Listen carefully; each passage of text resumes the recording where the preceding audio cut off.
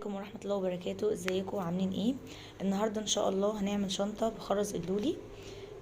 الخرز ده انا جبته من العتبة. هو بيتباع بالكيلو كده على بعضه، مش اكياس واحدة. بيوفر معاكي جدا جدا جدا. وكمان جبت بكرة خيط مقاس 50. حبيت استخدم مقاس 50 عشان تبقى افضل يعني في الاستخدام، برضو عشان وانتي بتربطي ما تشدش ايدك قوي. وجبت كمان 2 جنش لون فضي. تعالوا مع بعض بقى نبدأ ونشوف هنشتغل ازاي. انا طبعا فردت اللولي وقصيته كله حطيته في علبة يعني. قطعت حتة كويسة من الخيط وهبدأ احط 4 خرزات. هنعمل حلقة رباعية عادية جدا. طبعا المبتدئين هتشوفوا دلوقتي هنعملها ازاي مع بعض. هنحط ال4 حلقات وهندخل في اخر خرزة في الخيط. مش هندخل فيها كلها، هنعمل زي دائرة كده صغيرة، ومن طرف الخيط التاني هنبدأ نشد الخيط. هتكون معانا اسمها غرزة رباعية. دي اول غرزة عملناها مع بعض. كده هنحتاج 9 مربعات بالعرض، وبالطول 7 غرز. تعالوا مع بعض نعمل غرزة تاني. هنحط من طرف خيط خرزة، وطرف الخيط التاني هنحط خرزتين، وهنرجع طبعا في الخرزة الأخيرة هنعمل حلقة زي ما عملنا في الغرزة اللي قبلها، ونسحب من طرف الخيط في الجنب التاني، ونبدأ نشد كويس جدا. الخيط مقاس 50 هيبقى كويس على ايدك، ومش هيعورك او هيجرح ايدك، وفي نفس الوقت يبقى ماسك الشنطة كويس. هنعمل غرزة كمان مع بعض عشان اللي ما خدش باله. هنحط خرزة من طرف خيط، وطرف الخيط التاني هنحط كمان خرزتين زي ما عملنا. احنا معانا خرزة واحدة على الخيط، هنحتاج عليها 3 خرزات. ونرجع في اخر الخيط في اخر خرزة، ونشد من طرف الخيط في الجنب التاني زي ما حضراتكم شايفين كده. عملنا حلقة صغيرة ونبدأ نشد. هيكون لنا حلقة تاني رباعي. هكمل انا بعد كده بقى. هكمل. عايزين 9 حلقات، عايزين 7 بالطول. هنكمل كده 9 بالعرض و7 بالطول. احنا كده عملنا 9 مربعات بالعرض زي ما حضراتكم شايفين، وعملنا 7 بالطول. 1 2 3 4 5 6 7. انا كده هحتاج اني اعمل وجه تاني للشنطة عشان نبدأ نجمع الاتنين مع بعض، او ان احنا نكمل بالطول ونتني الشنطة. بس الافضل ان احنا نعمل جنب تاني للشنطة زي ما حضراتكم شايفين كده، وهنبدأ بقى نقفلهم في بعض. هنحط 3 حلقات بين الوصلتين، يعني هنبني 3 مربعات. المفروض الخيط خارج من الطرف دوت في الجنب. هنبني بقى 3 مربعات زي ما حضراتكم شايفين. هنحط خرزة واحدة من طرف، وطرف الخيط التاني هنحط خرزتين زي ما اشتغلنا بالظبط. هي كلها غرزة رباعي، الشنطة كلها غرزة رباعي. بعدين هرجع بالخيط في الخرزة الأخيرة زي ما عملنا بالظبط في بداية الشنطة، ونسحب من طرف الخيط من الجنب التاني. ادي كده اول غرزة. هنعمل واحدة كمان لان انا محتاجة 3 مربعات. هنحط في طرف خيط خرزة، وطرف الخيط التاني هنحط خرزتين، وزي ما عملنا اول مرة هنعمل تاني مرة. نرجع في الخيط ونبدأ نسحب من طرف الخيط اللي في الجنب التاني. ركزوا بقى كويس جدا في اخر خرزة. انا هبقى عايزة اشبك الجنبين مع بعض. هعمل ايه بقى؟ هشتغل من طرف الخيط اللي من فوق، هحط خرزة واحدة تمام، وهروح مدخلة الخيط بتاعي في الجنب التاني بتاع الوجه التاني بتاع الشنطة زي ما حضراتكم شايفين كده بالظبط. تمام اهو بالشكل ده كده. بقى معايا 3 خرزات على الخيط. تعالوا نعيدها تاني مع بعض عشان اللي ما خدش باله. انا كده عايزة اشبك الطرفين في بعض. هعمل ايه؟ هحط خرزة واحدة من طرف الخيط اللي فوق. ركزوا كويس جدا، طرف الخيط اللي فوق مش اللي تحت. والف الخيط بتاعي ادخله في الجنب التاني بتاع الشنطة. تمام. يبقى انا كده معايا 3 خرزات على الخيط، ومن نفس طرف الخيط اللي انا لفيته هحط خرزة واحدة، وهشتغل عادي جدا، ارجع بيها بالخيط هتعمل لي حلقة، واروح مدخلة طرف الخيط اللي هو اللي انا مستخدمتوش اللي في الجنب التاني بالشكل كده زي ما حضراتكم شايفين. تمام كده اول واحدة عملناها. عايزين بقى نعمل الدور التاني. انا عندي خرزة واحدة على الخيط، هحتاج اخد خرزة كمان، هتبقى الخرزة التانية من الجنب اللي تحت، الخرزة اللي عليها الخيط والخرزة اللي من تحتها على طول، وهدخل فيها طرف الخيط اللي انا بستخدمه من الاول بالشكل ده كده. هيبقى معايا خرزتين على الخيط، ومن نفس طرف الخيط هحط خرزتين كمان، من نفس طرف الخيط هحط خرزتين كمان، وارجع بالخيط بتاعي هعمل حلقة، ومن طرف الخيط اللي في الجنب التاني هشد الخيط وادخله بالشكل ده كده. برضو معايا خرزة واحدة على الخيط، هقوم مدخلة في الخرزة اللي عليها الدور اللي هي فوق. معايا خرزة واحدة وادخل في طرف الخيط الخرزة اللي عليها الدور بالشكل ده كده. تمام. ومن طرف الخيط بقى اللي تحت اللي انا اصلا شغالة بيه من الاول هحط خرزتين، وارجع في الخيط بتاعي من طرف الخيط التاني ادخله كده واشد الخرزة. باقي معانا كده اخر خرزة، لان انا بحط 3 يعني انا ببني دور ب3 مربعات. طرف الخيط اللي فوق هحطه في خرزة واحدة، والخرزة كمان اللي تحت اللي عليها الدور اللي هي من تحت اللي هي في الجنب التاني اصلا. ولان الخيط خلص معايا فهحط خرزة واحدة بس وهربط، لان انا معايا 3 خرزات على الخيط.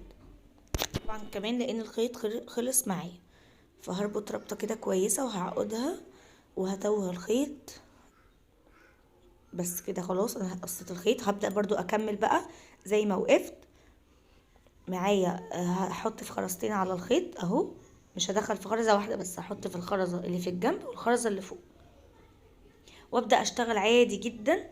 معايا خرزتين احط خرزتين كمان وابدأ اشد الخرزة اللي عليها الدور. هدخل في الخرزة بالشكل ده كده، واحط خرزتين من طرف الخيط اللي تحت، وارجع في الخيط واربط اخر خرزة. هندخل في الخرزتين الاخرانيين اللي هي فوق واللي هي في الجنب، ونحط خرزة واحدة بس واقفلها عادي جدا. وخلينا بقى متفقين ان انا في الجنب اليمين اشتغل على الخيط اللي جنب يمين، على جنب الشمال اشتغل على الخيط اللي في الجنب الشمال. هكملها وارجع لحضراتكم على طول. احنا كده كملناها مع بعض. المفروض ان انا هنا في الجنب 9 مربعات، والجنب التاني 9 مربعات، وهحتاج في النص ال3 اللي انا بنيتهم زي ما حضراتكم شايفين كده. وهشتغل من اول خرزة ال3 اللي في النص دول، هما دول اللي هقفل الشنطة وهتبقى القاعدة بتاعة الشنطة بالشكل ده كده.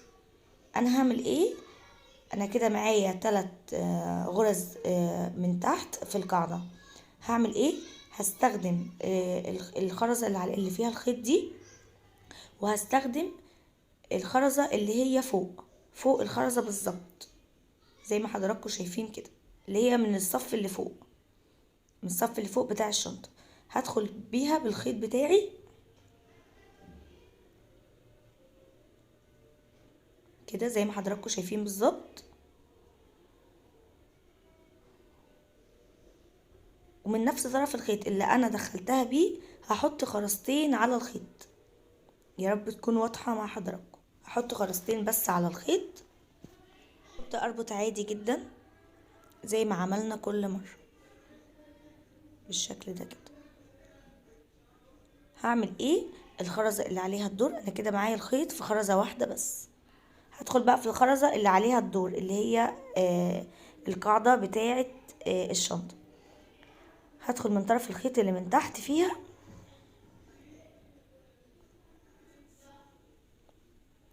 ومن طرف الخيط اللي فوق هحط خرزتين بس. طرف الخيط اللي فوق هحط بس خرزتين،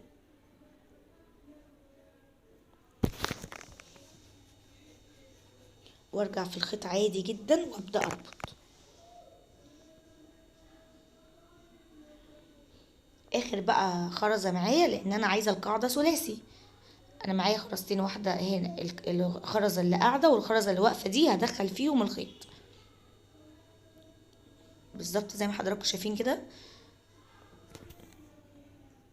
ادخل في الخرزه القاعده في القاعده بتاعه الشنطه، والخرزه اللي واقفه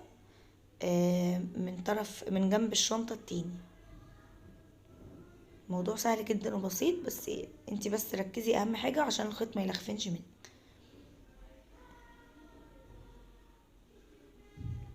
وهنحط خرزه واحده بس على الخيط لان انا معايا 3 خرزات، واقفل عادي جدا زي كل مره. انا ماشيه واحده واحده مع حضراتكم عشان اللي بيتابع الفيديو بيمشي واحده خطوه خطوه معايا كده. بعد كده اعمل ايه؟ زي ما اتفقنا جنب الخيط في الجنب اليمين اشتغل بطرف الخيط اللي في الجنب اليمين، جنب الخيط من جنب الشمال اشتغل في طرف الخيط اللي في الجنب الشمال. المفروض ان انا بقى احط في الخيط الخرزه اللي عليها الدور، اللي هي فوق الدور اللي فوقيها، ايوه دي. هحط الخرزه فيها، احط الخيط في الخرزه واحط برضو خرزتين، واكمل وادخل على الخرزه اللي بعدها واحط خرزتين، وهكذا لحد ما اقفل الجنب كله بتاع الشنطه. هقفله وارجع لحضراتكم. احنا كده قفلنا جوانب الشنطه، الجنب اليمين والقاعده وكمان الجنب الشمال.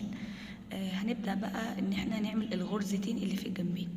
هنسيب اول صف وتاني صف على طول بالعرض، هندخل في ال3 خرزات اللي هم بالعرض بالخيط بتاعنا بالشكل كده. ال3 خرزات هندخل فيهم بالعرض. نركز كويس عشان في بنات كتير بتتلخبط في الجزء ده. زي ما حضراتكم شايفين كده حطينا الخيط في ال3 خرزات. بعد كده نبدأ نضم الخيط كده على بعضه بالخرز بالشكل ده. هو هتتلم معانا لما نبدأ نحط الخرزة. هنحط الأول حلقة الجنش بتاعنا اللي بيتعلق فيه السلسلة، هنحط الحلقة بتاعتنا، وبعد كده هنحط خرزة ونقفل غرزة رباعي بالشكل ده كده زي ما حضراتكم شايفين. هنحط الخرزة ونرجع بالخيط فيها وندخل من طرف الخيط التاني. هتحسوا ان هي مش ماسكه نفسها كويس غير ما نحط الخرزه اللي هي فوق الرباعي التقفيله التانية. انا كده معايا خرزه واحده على الخيط. هدخل الخيط من الطرف اليمين، ادخله كده في الخرزه اللي هي في الجنب، ومن الطرف التاني هدخل برضو الخيط كده.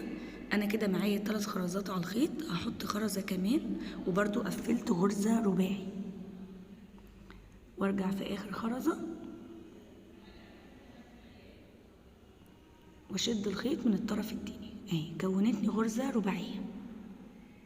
ده كده الجنب ده قفلناه بالشكل ده كده، عملنا غرزه لجوه وبتدي شكل حلو جدا للشنطه. هنبدأ بقى نقفل الجنب التاني عشان لو حضراتكم مخدتوش بالكم من التقفيله الاولانيه تاخدوا بالكم من دي. هندخل في تاني صف زي ما اتفقنا في ال3 خرزات اللي هي في تاني صف من الجنب. هتدخل معاكي بسهوله جدا، بس اهم حاجه الخيط يبقى سمكه اقل من الخيط اللي اشتغلتي بيه كده. هنعمل نفس الموضوع اللي عملناه المره في الجنب التاني. هنحط الحلقة بتاعة الجنش اللي بنحط فيه السلسلة اللي هي اليد، وبعد كده هنحط خرزة واحدة ونرجع في الخيط برضو ونبدأ نشد. ما تخافوش لما مش متينة قوي، هي هتبقى متينة لما نكمل باقي الغرزة. هي كده الغرزة الأولانية اتعملت. هندخل في الجنبين من طرف الخيط في الجنبين، الخرزة اللي هي في الجنب ده. التصوير معلش يعني عشان انا برضو بصور وبشتغل، فبحاول ان انا اوضح لكم يعني على قد ما اقدر. يا رب بس التصوير يكون واضح مع حضراتكم. والجنب التاني برضو هدخل الخيط في الخرزة اللي عليها الدور،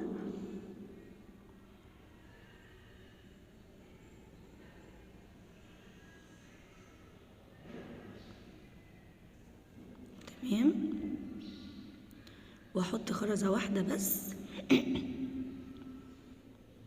كده،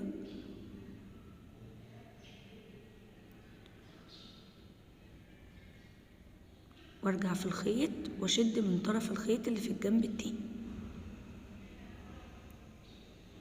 انا كده اديت غرزه في كل جنب من الشنطه، بتدي شكل شيك زي ما اتفقنا. وبعد كده هعمل ايه؟ الصف الرباعي بتاع الخرز ده انا هبني عليه دور. انا الخيط طالع لي من خرزه واحده، هبني بقى عليه دور رباعي علشان ابدا اعمل اليد اللي هي الرباعيه المتينه، واعمل الغطا بتاع الشنطه. بس اعمل لكم اليد الاول على ان الخيط معايا طويل. هنبدا نعمل اليد الاول. انا الخيط طالع من خرزه واحده، هبني عليه دور رباعي. معايا خرزه واحده، هحط 3 خرزات في طرف خيط، 3 خرزات في طرف خيط. بعد كده ادخل في الخرزه اللي عليها الدور اللي هي موجوده في الشنطه، طرف الخيط اللي من تحت. هندخل في الخرزه اللي عليها الدور اللي هي تحت، تمام. وانا كده هشتغل من طرف الخيط اللي من فوق، هبني عليه خرزتين كمان. انا معايا خرزتين على الخيط، هحط كمان خرزتين، يبقى انا برضو بنيت دور رباعي وابدا اشد.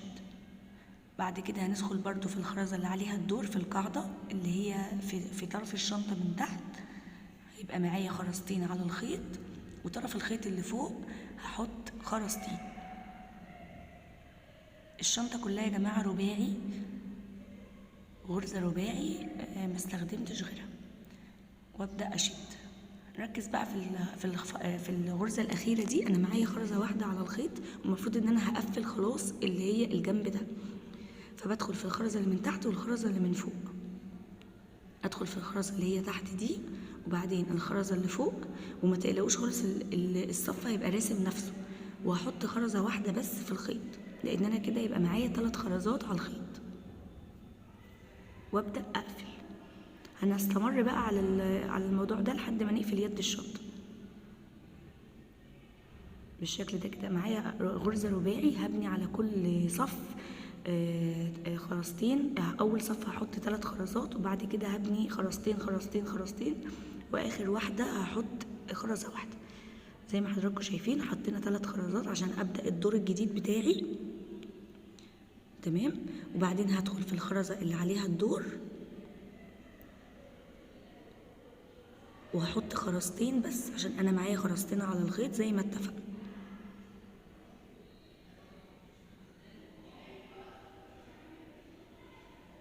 تمام. وبعدين هدخل برضو في الخرزة اللي عليها الدور،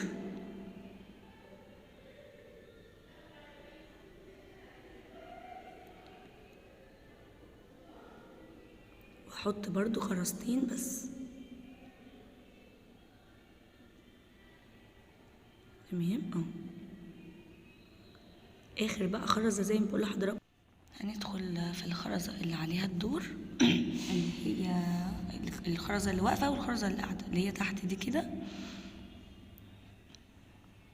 اظن هي تبقى مرسومة قدام حضراتكم واضحة يعني، ان شاء الله ما فيهاش اي لخبطة خالص يعني باذن الله. بعد كده هدخل في الخرزة اللي هي واقفة اللي عليها الدور، يبقى معانا 3 خرزات على الخيط، وهنحط خرزة واحدة بس. نبدأ نشد. هنكمل بقى كده على النظام ده. ندخل في معانا خرزة، نحط 3 خرزات في اول صف، وبعدين بقى هنعمل الجنب بتاع الشنطة اللي هو الغطا الكفر بتاع الشنطة.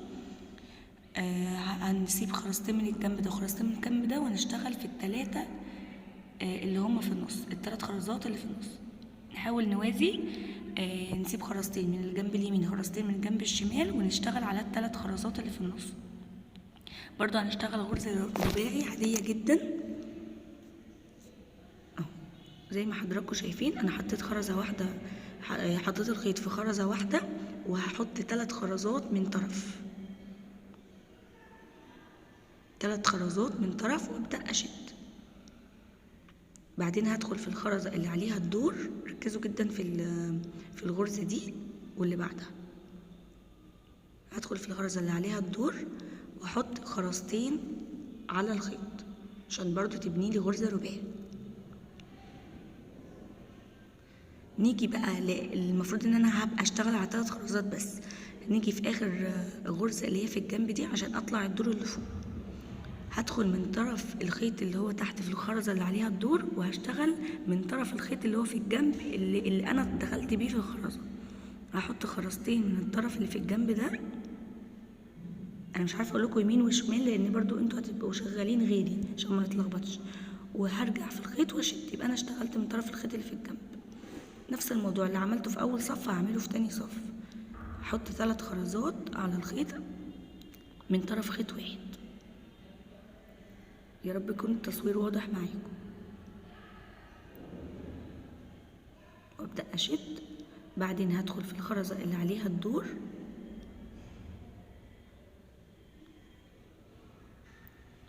واحط خرزتين من طرف الخيط اللي فوق.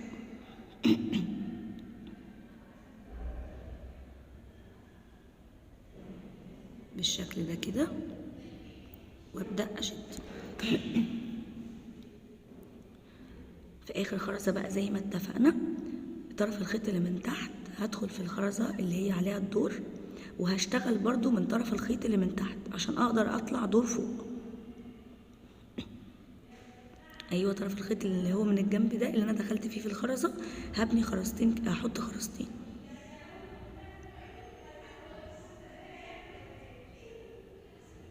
واقفل وابدا ابني دور فوق. الادوار حوالي 7 ادوار زي ما حضراتكم شايفين. اخر خرزة بقى معايا زي ما اشتغلت تحت نفس الموضوع هشتغل فوق. هدخل في الخرزة اللي عليها الدور اللي هي تحت واحط خرزتين. مش هدخل في غرز بقى، انا هربط على كده لان كده دي تعتبر اخر خرزة.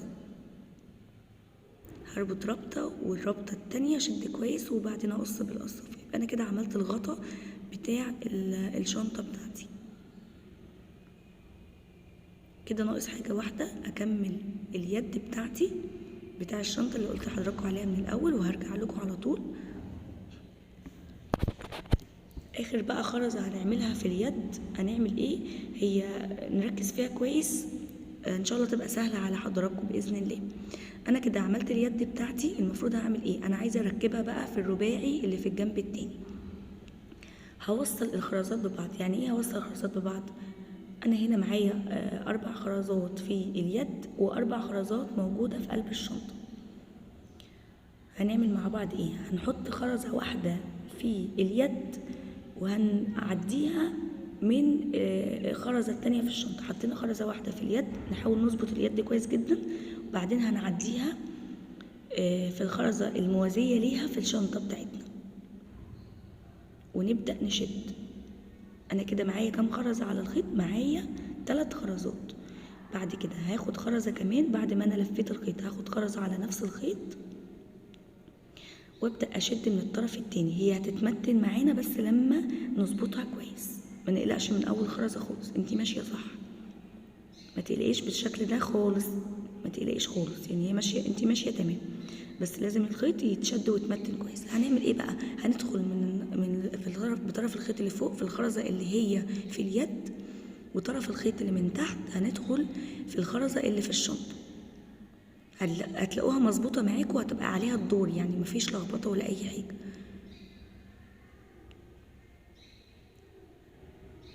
بعد كده معانا 3 خرزات على الخيط، هنحط برضو خرزة واحدة بس. كل مرة هنمشي خرزة واحدة بس،